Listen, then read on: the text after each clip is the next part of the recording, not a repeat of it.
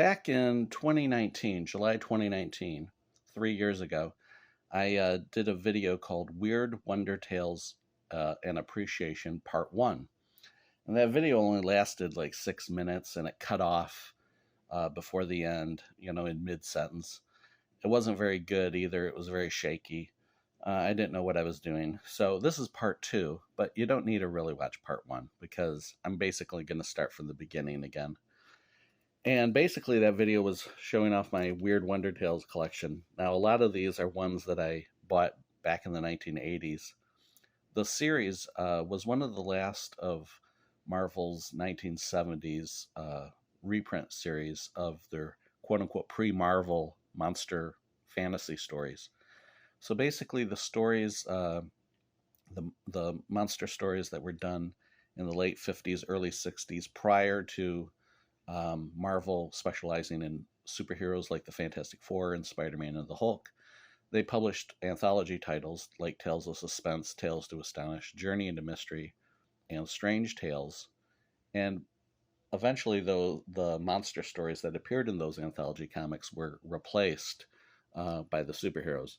Even prior to that, though, in the early to mid-50s, they published other horror and fantasy science fiction comics like Journey into Unknown Worlds and Menace and Marvel Tales and things like that, which these also published, or these also reprinted. So in the 1970s, they published a bunch of reprints of these comics, basically flooding the market with stuff. Where Creatures Roam, Where Monsters Dwell, Tower of Shadows, Crypt of Shadows, Chamber of Chills, and so forth. Well, Weird Wonder Tales was one of the last to survive into, I believe, 1977. Well, a lot of the other ones had been canceled.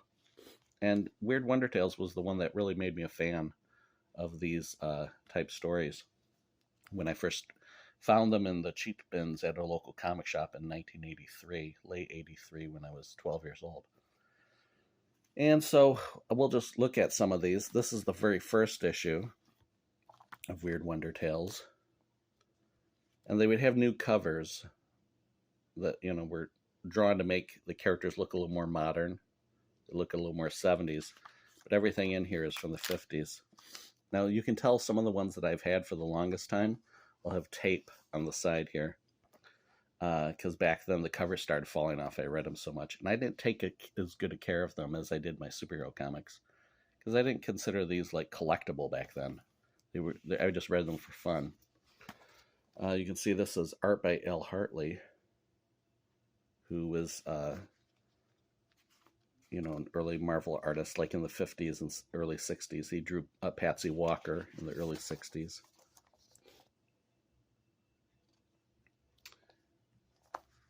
And so it's just a science fiction story there. This has nice art. Weird Wonder Tales classic by Golden Age great Sid Check. It has nice zipatone type effect there on the art. Sort of reminiscent of Wally Wood.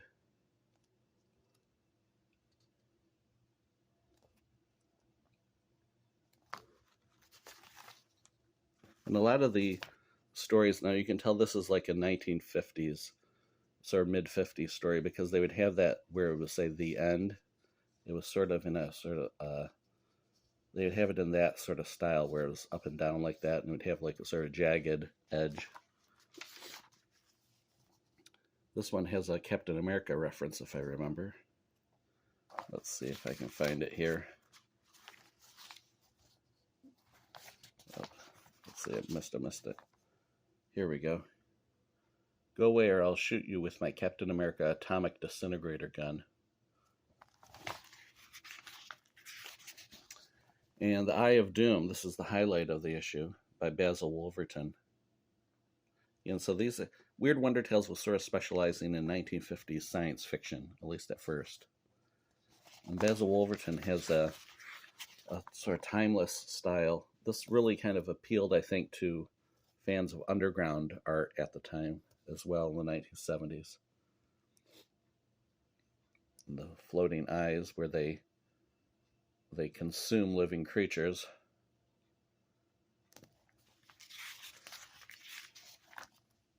It's really bizarre and gross as the eye consumes that astronaut. Dark Horse Comics in 1987 reprinted this story. They did a 2-issue black and white reprint series, and Marvel gave them permission to reprint this story, as well as other stories of this era drawn by Basil Wolverton with that classic final panel. And again, the jagged edge on where it says the end. But that sort of indicated to me that, at least in the 1980s, Marvel wasn't interested in reprinting these type of stories. They were interested in their superhero stuff. And, but I think at the time they were just kind of flooding the market with stuff because Charlton Comics and DC Comics and Warren and Gold Key, are all publishing horror, quote unquote, horror mystery type titles, ghost stories, ghost comics, and anthologies like that. DC had, Strange Adventures and so forth. So I think they were just trying to get into that market with something, and so they didn't have really much of anything. So they reprinted all these old things. Now this one you can tell is really in rough condition. It's all creased all over. It didn't start that way when I got the comic, but over time, I just read it. And they would say originally presented in, and they would say what series it was in. Sometimes they would get the title, they would get it wrong. They'd put the wrong thing. Mystic was another, originally presented in Mystic 20. Mystic was another of their 1950s horror titles. Uncanny Tales. Art by Bill Everett. This is also from Spellbound. Another disintegrator gun, which were apparently very popular in the 1950s. And there's another jagged edge at the end. Now, so far you notice we haven't run into any Kirby or Ditko, but that starts to change. This is issue number 4. And that thing coming out of the wall, it's gigantic, sort of a King Kong feeling. And now we get into Ditko.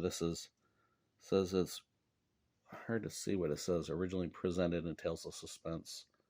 Well, that doesn't look right. 88. That's not correct. But it says Story Stanley, Art Steve Ditko. They would add credits to these, so I'm not sure what the original credit read, if anything.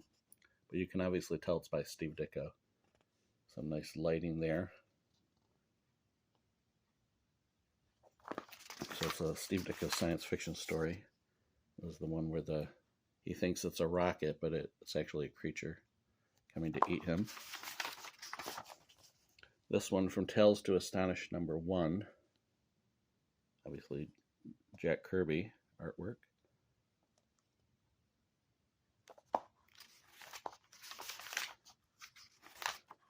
And a giant turtle. And this one also says from Tales to Astonish number 1.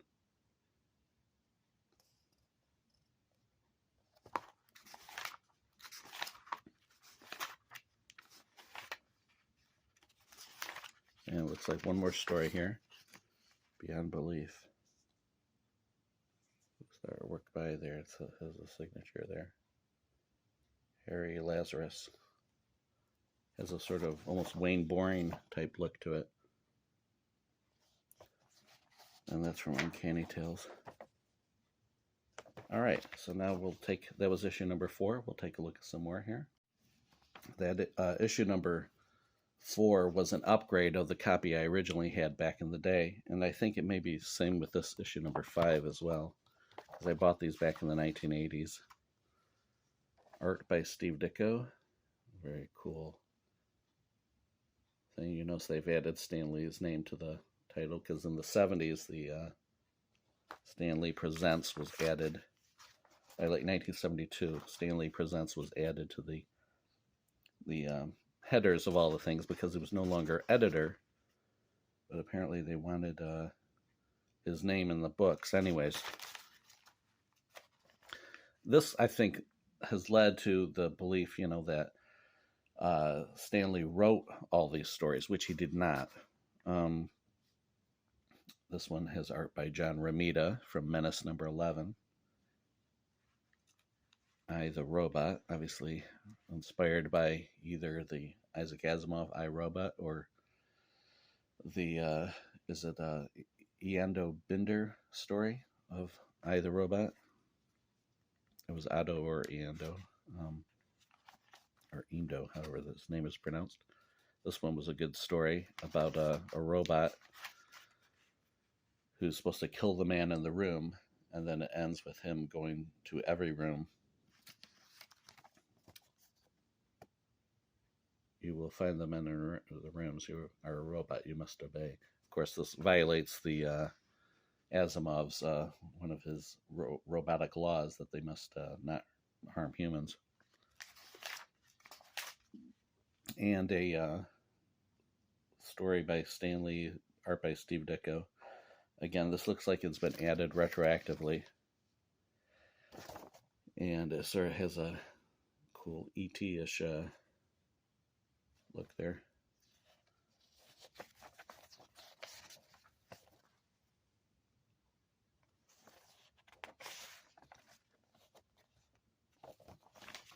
Now, this one, this I, the Robot, was reprinted in the 2000s. Sometime in the 2000s, Marvel did a hardcover Marvel Masterworks reprint of the entire Menace series, which ran, 11 issues or whatever. And so this story was in the reprinted in there, as well as another one that we have coming up. And I do have that book as well. So you notice that we went from issue 1, 3, 4, 5. So I'm missing issue number 2. This is issue number 6. I didn't have this one in the 80s, I don't think. I got it probably some point in the 90s or so. This looks like Bill Everett art here. Let's see if I see a signature. I'm not seeing it offhand. But yeah, it looks like his stuff.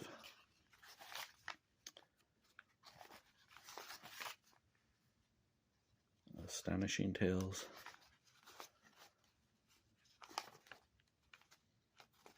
And, unlike the titles that were being put out by their competitors at this time, Marvel didn't include any new stories in most of these anthologies titles. They started originally when they first started doing like Chamber of Darkness and Tower of Shadows. They did start doing, in the late 60s. They did have some new stories, like new type horror stories, but then they dropped it for whatever reason. And so all these things were just reprints. But we'll see, unlike DC and Charlton and so forth, which were publishing loads of new stories, and Gold Key, Marvel, for whatever reason, just figured, well, these old-fashioned stories are good enough, which were fine by me. Now, this issue is notable because Steve Gerber in the Defenders, he was writing the Defenders comic at the time for Marvel, and he took at least 3 of the characters here and made them into, that appear in this story, made them into the Headmen villains, like this guy here with the ape body and the human head becomes one of the Headmen in the Defenders.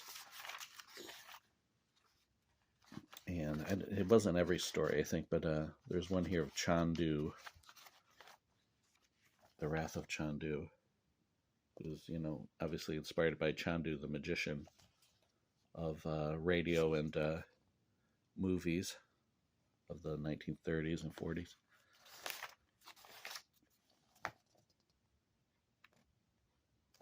So yeah, Steve Gerber at least was looking at this comic and thought, I can use this as inspiration.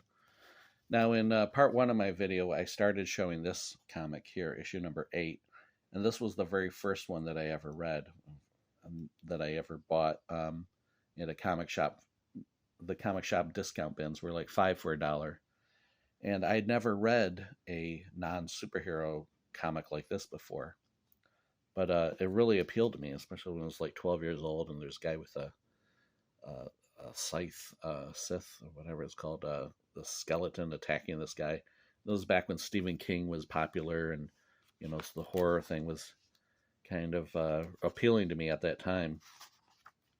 And my only exposure to old comics was through reprints, like in the Origins of Marvel Comics book, but they were all superhero stories. So I did have some exposure to the Warren creepy and eerie stories, but those were black and white magazines, and I didn't really consider them like comic books, at least the same way.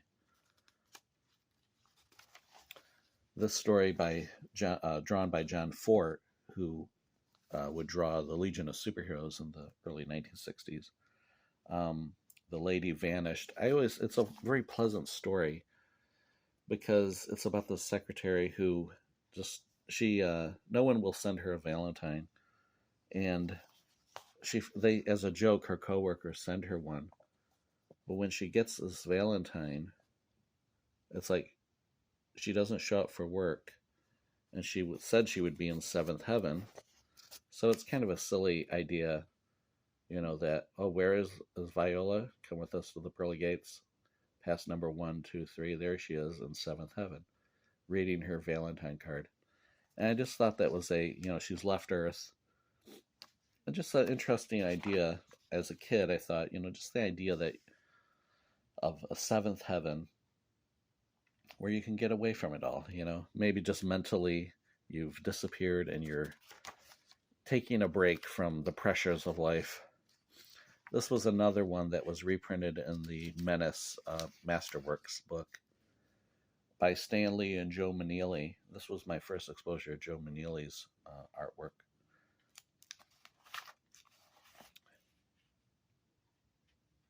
Which has a sort of almost overdrawn type of look to it. There's a lot of hatching and so forth. And you can see the back cover is missing on this issue. I'm going to bring out that Menace Masterworks, and we'll take a look at it to compare it with that one. So here's the Menace Masterworks version of the story. Now, when the Weird Wonder Tales was doing reprints in the 70s, they didn't have color guides or anything like that to refer to. So the hardcover reprints should be more faithful to the original coloring of the books, although as you can see, they are a lot brighter than a typical comic book would be. So there's good and bad about it. It can be really off-putting to see this if you're used to this, because this is a very warm, sort of inviting look to it, where this can, for some people, these white pages can be a lot more inviting, but for others, it can be more off-putting. So it's hard to say, well, which is better? Sort of depends on, I guess, what you're used to and what you like.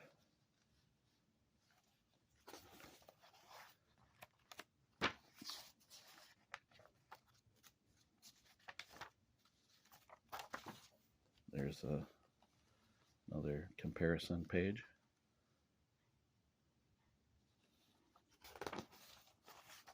And let's look at the last page. Now you can see on this one, they've gotten rid of the little bit at the bottom. Remember to write to Stan Lee, editor of Menace. It shows at the bottom there. But in this one, it's, of course, absent. Menace was, Stan Lee was the editor of Menace. And it sort of had a little bit more of an editorial point of view than some of the other horror anthologies that Marvel was doing in the early 1950s, early to mid 50s. There was also that I, Robot story in here. This was that I the Robot that we looked at earlier in Weird Wonder Tales. And there's the thing where he goes out to every room. All right. So now, go on to Weird Wonder Tales number 10. So I'm missing, we went from 8 to 10, so I'm missing number 9. So I never had it all these years as far as I know. This one was another one that I had early on when I was like 12 years old, 12 to 13. Mr. Morgan's Monster. Again, it has a new cover to sort of make him look a little more muscular and heroic. Looks like a Gil King cover there. Mr. Morgan's Monster, this is sort of a sad story, you know, one of those things where he was the most faithful robot of all, but people think he's a traitor. You know, the classic Kirby triptych there of, you know, the people walking away in the distance. Possibly the most faithful human of them all. And the Totem Walks, drawn by Steve Ditko. And this is when Ditko was using a lot of like press type and things like that to make shading gradations, and works very well here. This is like some really nice lighting and stuff like that on here. So check out that face. You can see all those little dots that kind of make the shading. And the totem, being chased by a totem, I guess is sort of the revenge of the Native Americans against these crooks. I Am the Beastman, drawn by Don Heck.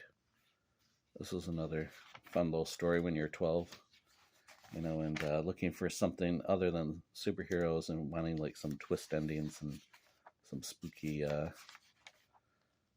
stories where the guy ends up in the dog pound. He can change into a dog, but he got picked up. All right, now issue number 12 is one of my favorites. Again, one that I had since I was a little kid. Hag, the Hunter of Helpless Humans. This is a newer cover, but here's the insides. And you can see on here it says, originally presented in Tales of Suspense number 37.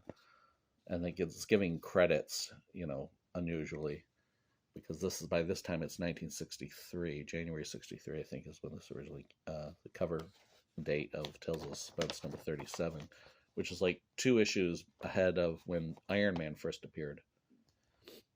But you can see it says plot Stan Lee, script by his brother Larry Lieber, art by Steve Ditko, lettering by Artie Simic. And this was unusually a long lead feature by Steve Ditko, drawn by Steve Ditko, because usually the 13-page lead features would be drawn by Jack Kirby. But at this time, Jack Kirby is a little more busy. You know, he's drawing things like Fantastic Four and you know, Thor and so on, Hulk, and so he doesn't have time to draw these 13-page lead features. So this is a really fun story.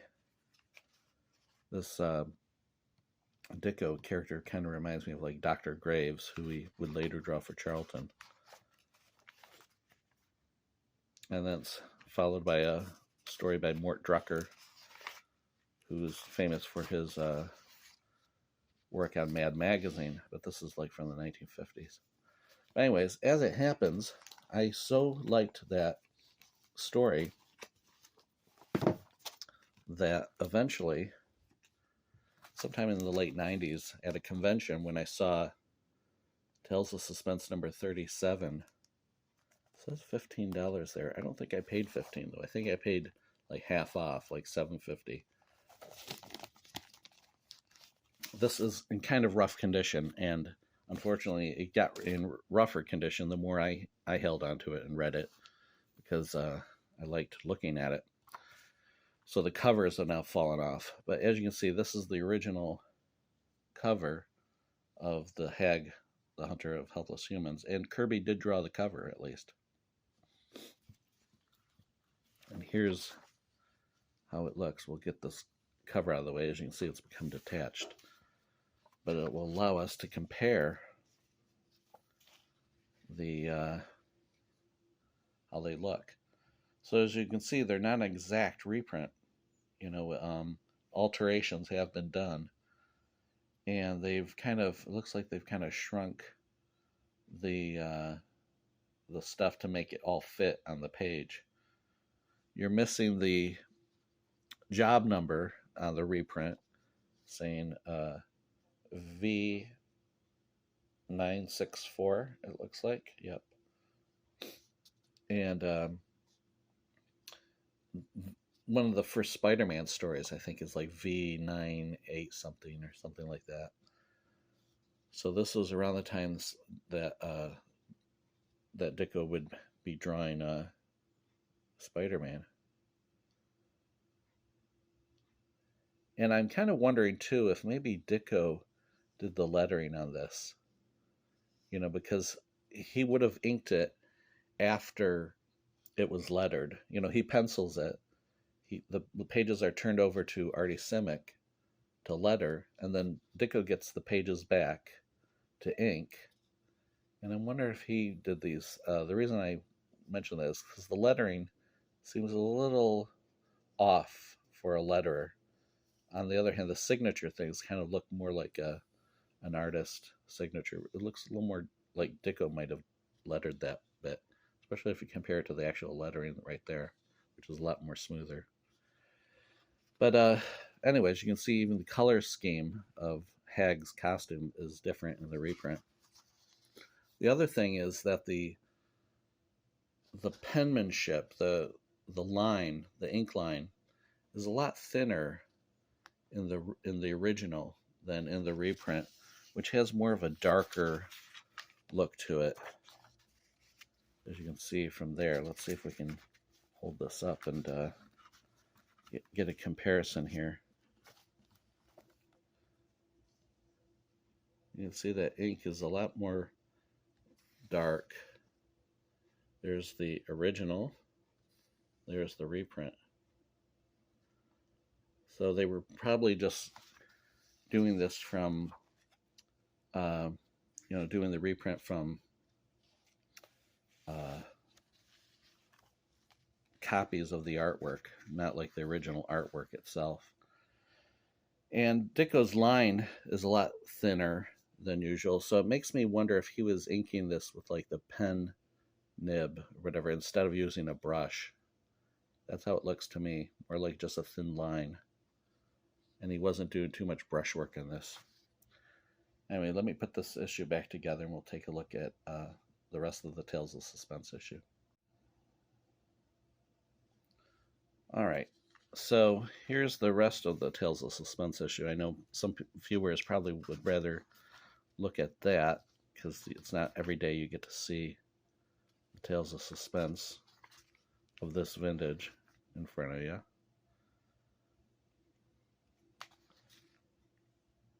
It's, you know, pretty much the same as the Weird Wonder Tales reprint, except like I mentioned, the line is a less dark, you know, less sort of clotted up than it is on the reprint.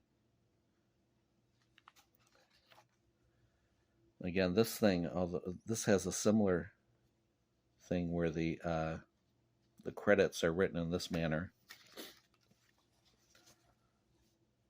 similar to the Hag one. So, you know, maybe a letterer did write it instead of Ditko, because it does look somewhat similar, but they'll see how where it says lettering there, it looks a little different than there. That looks a little more orderly. There's one more Ditko story in here. Behold the Monster, credited to Lee and Ditko. This is V866 or V966 rather. Let's see. This is the job number on there.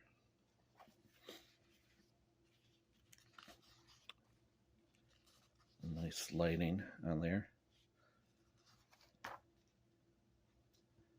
And there we are. So that is Tales of Suspense number 37, from which Weird Wonder Tales number 12. The lead story in that was reprinted.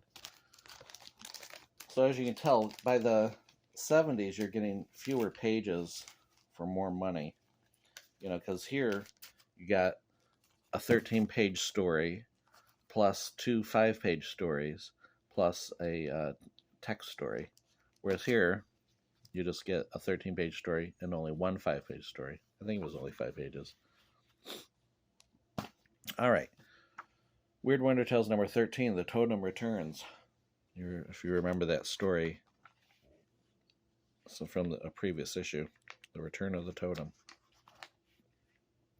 Ditko's art doesn't look as cool in this one as it did in that first Totem story, though, unfortunately. You know, at least when it comes to the shading and stuff.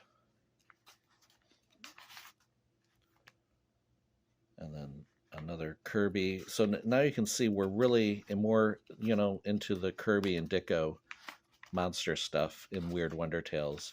You know, there's still the occasional 1950s science fiction story, like this Russ Heath drawn one here. But you know, more and more it's trying to emulate like the Tales to Astonish and things like that prior to the superheroes taking over. And then also they started to reprint some of those late 60s, early 70s new stories that they had done for Tower of Shadows and so forth.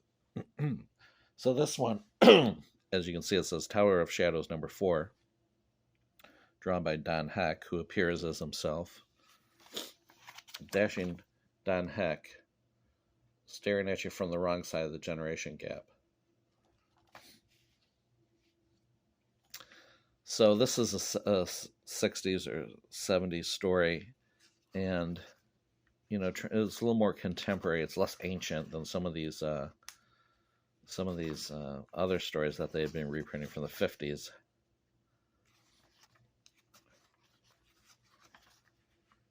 Like this one.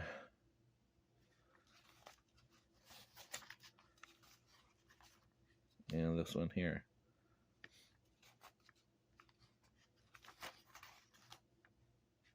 There's a black protagonist in this story.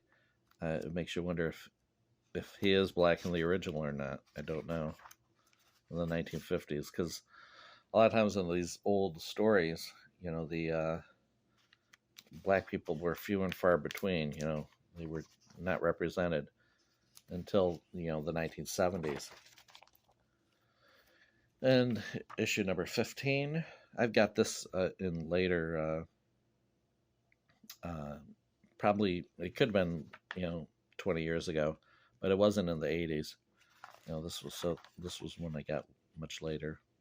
And again, it's reprinting one of those newer stories, because I guess they figure enough time had gone by now that they could start to reprint some of those newer stories, so they wouldn't have to rely on these ancient ones so much. This one's drawn by Jack Kirby, although it sort of lacks some of Kirby's usual flair.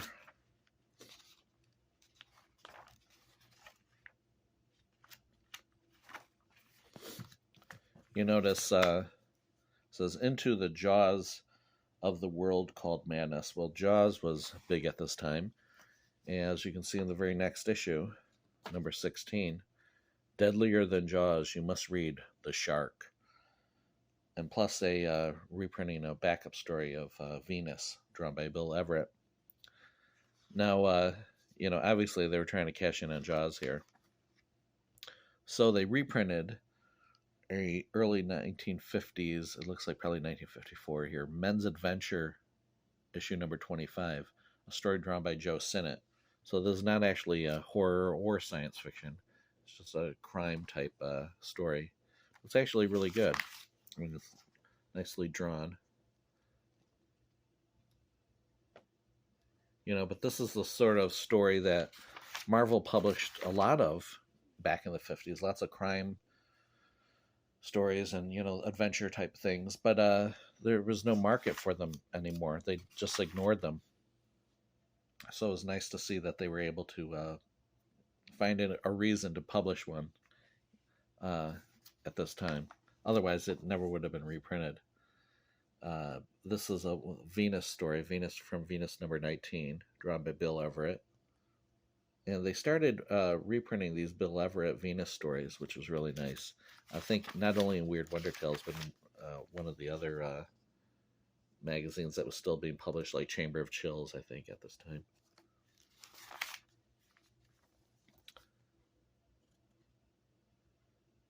Really bizarre looking work there.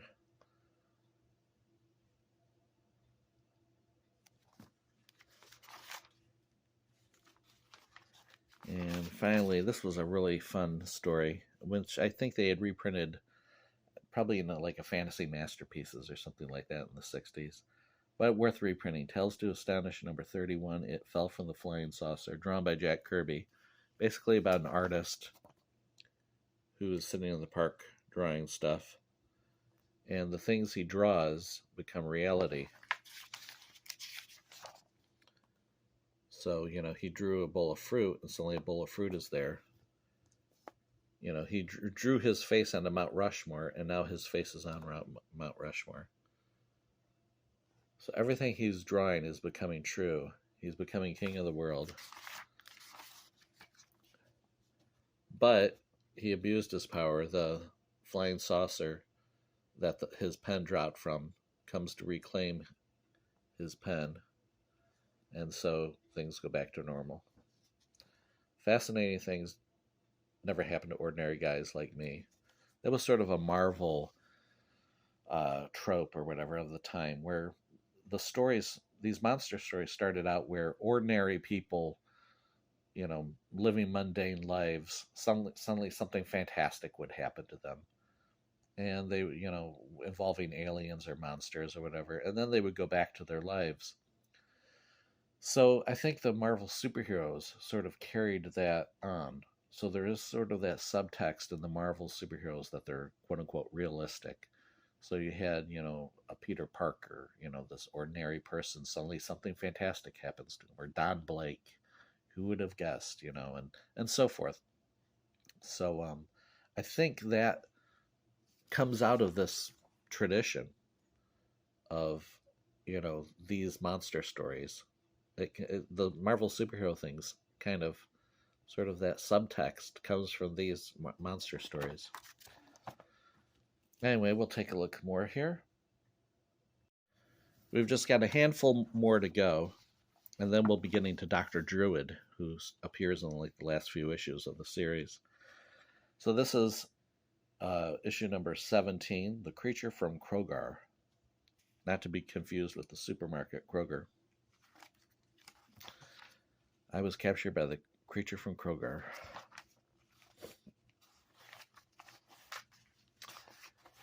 And just more of a Kirby monster story. First Moonwalk. This is another men's adventure story. This one's drawn by Gene Colan. So you can see sort of the early Gene Colan style there.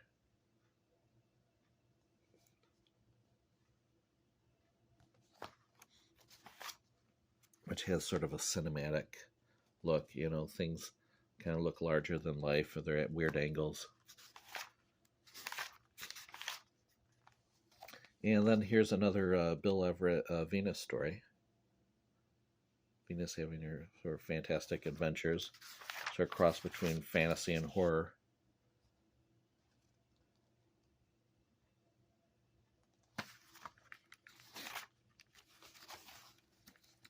And there have been calls to reprint, I think, some of this stuff. She did have one Masterworks series, I think. But I'm not sure if these later stories were ever reprinted in a Masterworks.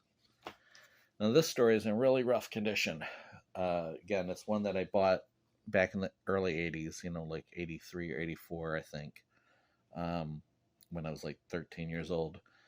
And it's missing the first, pages. So the story of Krang, which I do have in another reprint. I think it was reprinted in Fear, which was another series. The Krang the Giant Ant.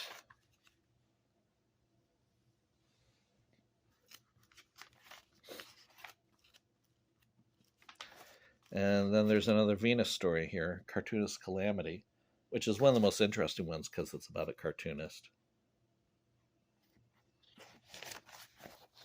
An overworked cartoonist with bags under his eyes. But again, he's like creating weird creatures too with his pen. As like the other one.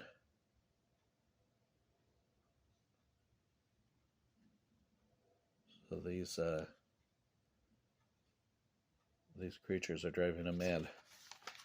But we're missing the final page on that one because over the years I lost it. You know, the covers was falling off and I was trying to tape things on. All right, so now we finally get to Doctor Druid. Special origin issue. Now it says introducing Doctor Druid. This involves some explanation and involves a different character called Doctor Droom. So first we'll show this issue here. Weird Wonder Tales number 19, which came out December 1976. I am Dr. Druid, it says there. Now, you know how Weird Wonder Tales was just reprints of stories. They didn't have any new stories. But they decided to reprint. Roger Stern was editor at this time. And he decided to reprint some of these old stories involving a continuing character. And there was a continuing character for just about 5 stories called Doctor Droom, who was a magician type character in the series Amazing Adventures in 1961. So he added a little goatee or Van Dyke or whatever it's called and his eyes to make them look different than Dr. Droom. And we'll take a look at that in a little bit. So now Weird Wonder Tales finally has like a sort of continuing character, Doctor Druid. They changed the name Doctor Droom to Doctor Druid, apparently to prevent confusion with Doctor Doom, the Fantastic Four villain. And as you can see here, there's a reprint of Groot, the first Groot story. This was before Groot became famous and star of film. This says originally presented in Tales to Astonish number 13. Although they had reprinted the Groot story in, it was like Where Monsters Dwell or Where Creatures Around, one of those. I have that issue as well. So this is like sort of the second 1970s reprint of the series, of that story. The funny thing is this one, these panels here, John Byrne later used them as a basis for an issue of Fantastic Four in the early 80s. Something like 271, something like that, if I remember right, issue number 271 of Fantastic Four. So if you got your John Byrne Fantastic Four comics handy, he had he did a parody, sort of pastiche or tribute to the monster stories. So it was sort of Reed and Sue before before the rocket launch, and they're one of these characters who runs across a monster. So he used this Groot story as the basis for that. A very Kirby-esque face there. Of course, this is drawn by Jack Kirby. And then this one, you have Bernie Krigstein story. Famous EC artist. Best known for the story Master Race and Impact number 1 in 1955. So there's a lot of panels crammed in here, and even more panels.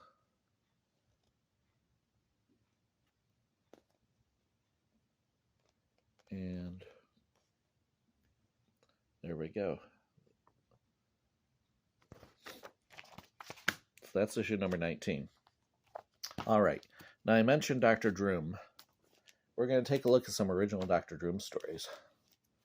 Now, before I start that though, when they first decided to reprint a Dr. Droom story in the 1970s, was before Weird Wonder Tales number 19. It was actually in this comic here, which says Roy Thomas edited it. Giant Size Man Thing number 13 from February 1975. So this is before Weird Wonder Tales number 19. And if we go to the back story here, you'll see it says, Doctor Druid defies the menace called Krog. So they reprinted a Doctor Droom story. And there's Dr. Droom right there. That's what he looks like. He's a sort of just a bald-headed guy.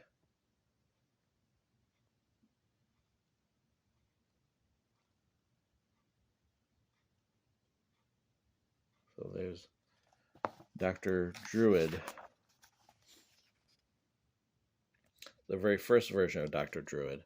Basically, all they did was change his name from Dr. Droom to Dr. Druid.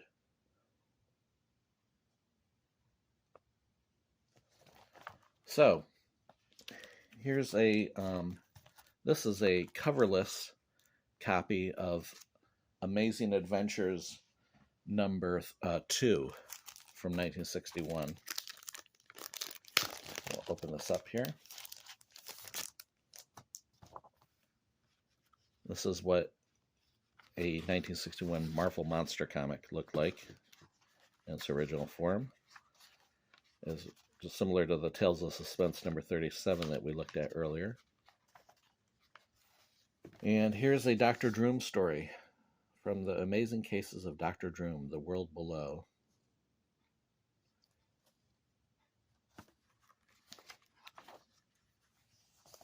There's Dr. Droom. Now this story was later reprinted in Weird Wonder Tales, and we'll take a look at that in a moment here too. Here's another issue of Amazing Adventures. You can see this one is also coverless and the first page is torn off. This is Amazing Adventures number 3. So it's the very next issue from 1961. Again with a Kirby monster story. This one has a little editor's note. So it made us stop and think, how about you? In the Grand Comics database, comics.org, they suggest that this sort of thing here is sort of trying to get people to write letters. Which eventually, when Amazing Adventures became Amazing Adult Fantasy, it did have a letters page. But anyways, here's a Dr. Droom story that appears at the end here. Dr. Droom meets Zemu. And these pre-Marvel comics at the time, they would always often have these characters colored in like one color like that. So you can see all that panel, they're all blue. This one, he's all yellow, and so forth. I don't know why they did that, but I guess to try to lead the eye to certain things. But anyways, so there's Dr. Droom fighting Zemu. The man called Zemu. There's another Kirby triptych, as we see him remove his mask. There's Dr. Droom.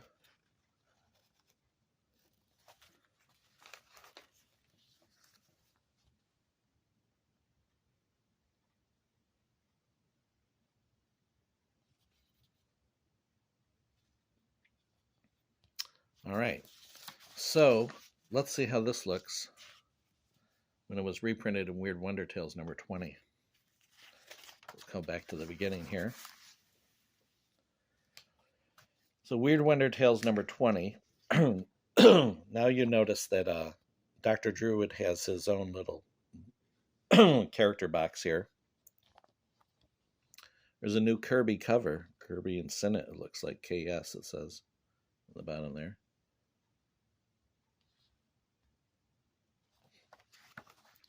There's a Kirby Ayers story here from Strange Tales. This was a really fun story where a guy travels back in time. Now, this comic I had, back in the 80s, but this is an upgrade. It was such an issue I enjoyed so much. So here's how it looks. Here's as you can see, they did a lot of changes. So on the left here is the Weird Wonder Tales version, and on the right is the Amazing Adventures #3 original. They've even spelled his name differently. So Weird Wonder Tales has it as Zamu, and the original was Zemu. And they changed the order of the panels as well here for some reason. And of course, Doctor Druid himself looks different. We'll change it like so. So you can see they've added a hair to his side of his face and his little beard. Interesting, isn't it? I'm wondering if there's a character called Zemu, like a Marvel character later, that's why they changed it to Zamu, to prevent confusion, as if people would be confused. Again, it's hard to say that the original coloring is all that better. See, on top here is the Weird Wonder Tales reprint. It has more conventional coloring. And then here's the original down here, which has sort of uniform yellow coloring. I don't know. It looks a little more boring in comparison. And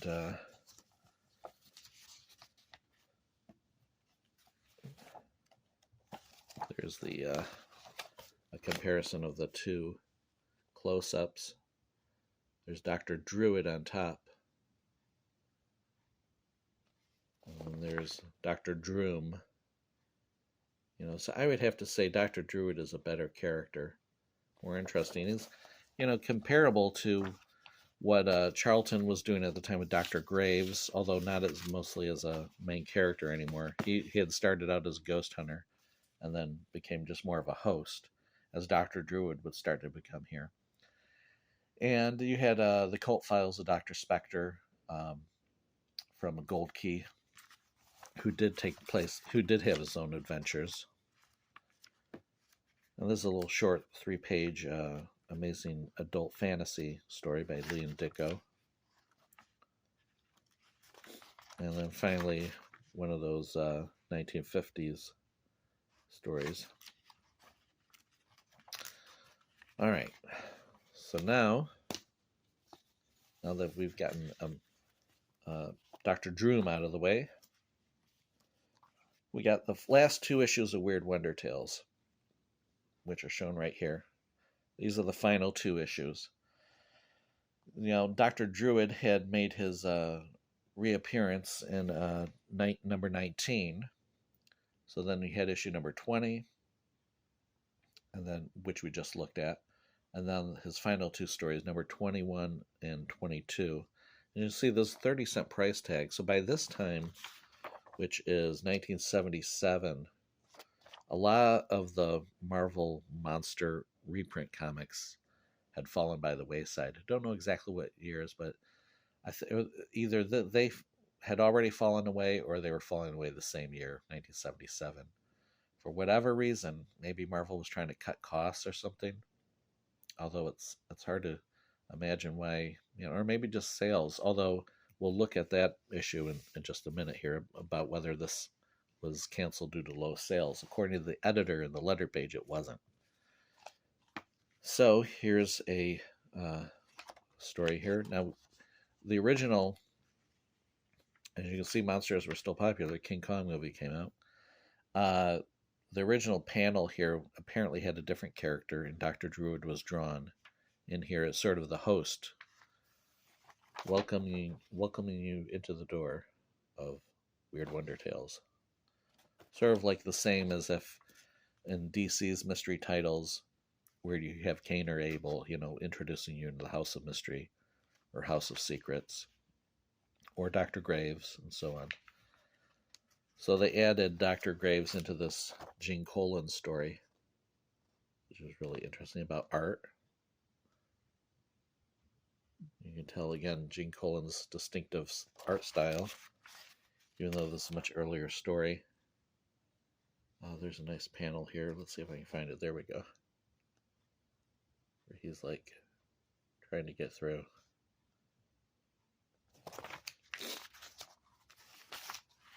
Now this story I discovered Gorgilla was not originally, not originally a Doctor Druid story, but they changed the main character to look like Doctor Druid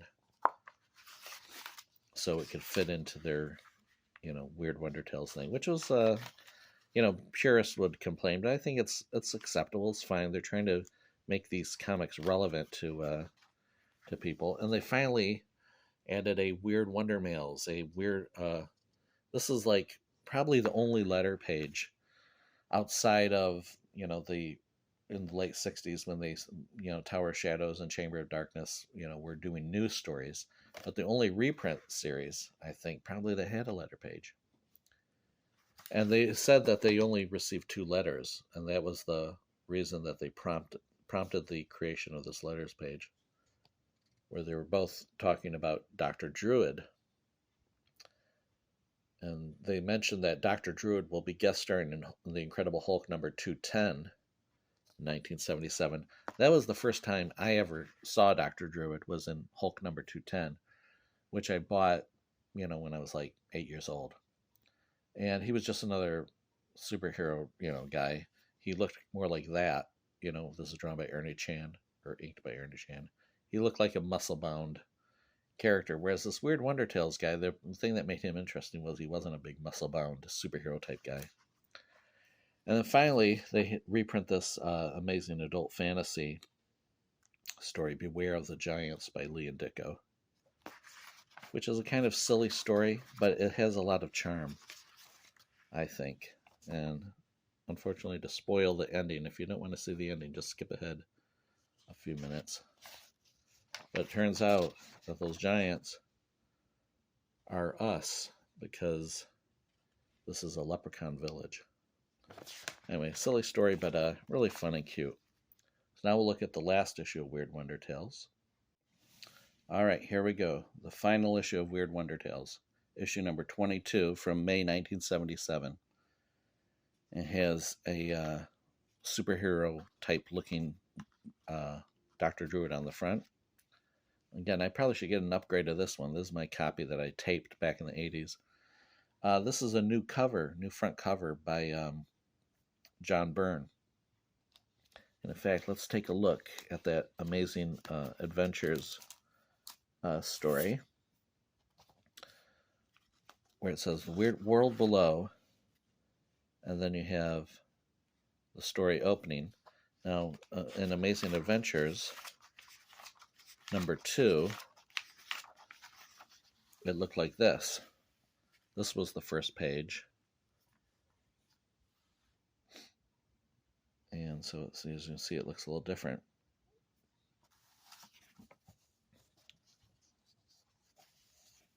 So these 2 panels and then the that first page were added to the story. We'll take a closer look at the Dr. Droom part of it. So he is very much a hero.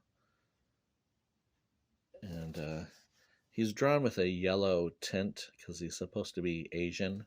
At least he turned, in the original version of his origin, he, I believe, was a Westerner who becomes Asian, which was silly. So the original has a Kirby and Ayers signature on it, but which is missing from the reprint. Let's see if it, well, it does say, it does have the credits there. It says a Stan Lee Jack Kirby masterwork. Now, you'll notice that the original does not have a Stan Lee signature. And usually Stan Lee claimed to sign everything that he wrote. He signed. He even signed like pinup pages that were drawn by Al Hartley in issues of Patsy Walker. he would sign those pages. So there, there would be multiple Stan Lee signatures in an issue of Patsy Walker, and so forth. But these stories, except for the Dicko drawn stories, and a lot of these issues of, Amazing Adventures and Tales to Astonish and stuff, he would sign the Dicko stories in many cases. But starting, I think, in late 1961. But this particular one does not have a Stan Lee signature, but as you can see, they must have assumed Stan Lee wrote it, and maybe Stan Lee said he wrote it. So if so, why did he not sign it? So it's a mystery. But that leads to the thing where people think that Stan Lee wrote everything, that as if Stan Lee was the only writer that Marvel had, which was not the case. All right, so there was the Weird Wonder Tales version, and here was the Amazing Adventures version. Let's compare the panels here. There's Doctor Druid. There's Doctor Droom. Well said, Doc, as opposed to, you have spoken wisely, Dr. Droom. Interesting that they would change that, isn't it? So that's the end of Dr. Droom. There were, I think, like 2 more stories of Dr. Droom. And I think one of them may never have been reprinted outside of like a hardcover collection later on. So they never got a chance to get to it in Weird Wonder Tales. They added, well, let's see if I can get it here. They added, remember this cover that showed Dr. Droom, or Dr. Druid rather. They added that image to this story, this Kirby Ayers story, just to make some more continuity, to make it look as if Dr. Druid is hosting the comic, which again, purists would say, oh, I don't want that, but this was the 1970s, and it's, they're trying to make the comic, have some sort of thematic continuity. And here's the final letters page, which actually has no letters, and it's just editor Roger Stern talking about the cancellation of the series. And he talks a bit about Dr. Droom here. Now, one odd thing is that he says when they were trying to figure out, how to reprint the Dr. Droom stories, he says Len Wein contributed the Doc's new name, and suddenly we had a master of the known, Dr. Druid, the newest, oldest Marvel character. Well, I wonder if Len Wein, how's that square with, Dr. Droom being called Dr. Druid in that giant-sized man thing, number 3, which predates Weird Wonder Tales number 9 by like a year or so. And there's an illustration of Dr. Druid and the comic having been canceled. I think the Grand Comics database credits Marie Severin as having drawn this, but with like a question mark. And so that's that. It's just the end, the rest of the story here. And then one final story drawn by Joe Kubert in the 1950s, which is kind of cool to see.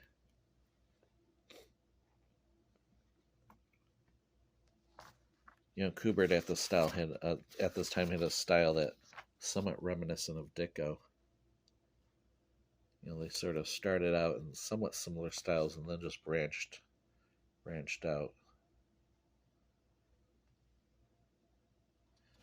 So anyways, that's it. That's my appreciation of video of Weird Wonder Tales. This was the video that I had wanted to make back in 2019 and just never did. I'm glad I waited, because the old video that I did, part 1, it's not even really worth watching. It's very shaky, and you know, so forth. So hopefully this is a better video. I have the phone that I'm taking the video on a stand here to prevent more shake. There's the another comparison between the two. And so there we go. All my issues of Weird Wonder Tales. This video took longer than I expected to. But yeah, it's too bad that they canceled the series. And again, I forgot to, we'll take a look at that last issue again. I forgot to mention the, in the letter page, he says, let's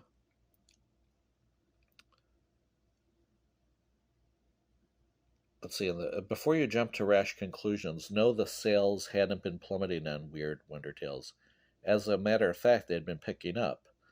The thing is that Marvel has some brand new ideas in the works, and rather than crowd the already limited newsstand space, we decided to replace a few books on our lineup, and that's why Weird Wonder Tales is going away. Well, you know, they canceled like the only reprint series they had, you know, of this type of material. So it's sort of you know, obviously they had to make room for other titles. Say if they were starting up, you know, Tarzan and Star Wars came out at, you know, 1977 and so forth. So they had to make room for other titles, but I don't know. It seems it's a shame that they you know, reprinted. I mean, they canceled one of the only comics that was reprinting this older stuff, that was the non-superhero stuff, even though he looks like a superhero on the cover. So it's just a shame that they stopped it. And they've never really had a reprint series like this since 1977. In the early 90s, around 93, Mort Todd edited a series called, it was a mini series called Curse of the Weird and Monster Menace.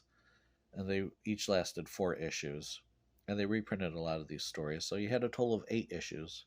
Plus, you know, there were additional specials and stuff that would have these stories as backup stories. You had, you know, some hardcover collections I showed before, Masterworks and so on.